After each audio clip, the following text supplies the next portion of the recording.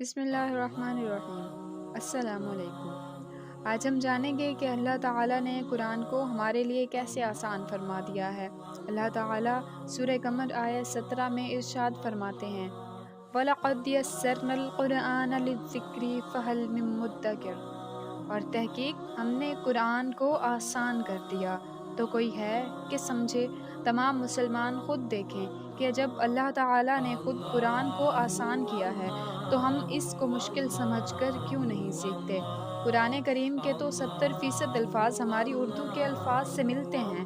قرآن تو نہایت آسان بنایا گیا ہے کیونکہ اللہ تعالیٰ تو کسی پر اس کی طاقت سے زیادہ بوجھ نہیں ڈالتا۔ قرآن پاک کے چند ہی الفاظ سیکھ کر ہم اس قابل ہو جائیں گے کہ دوران تلاوت یہ بھی سمجھ سکیں گے کہ اللہ ہم سے مخاطب ہو کر فرما کیا رہے ہیں۔ اس آیت میں اللہ نے دو باتیں فرمائی، ایک کہ قرآن کو آسان کیا، دوسرا ہم سے سوال کیا کہ ہم میں سے کوئی ہے جو اس قرآن یعنی نصیحت کو سمجھے۔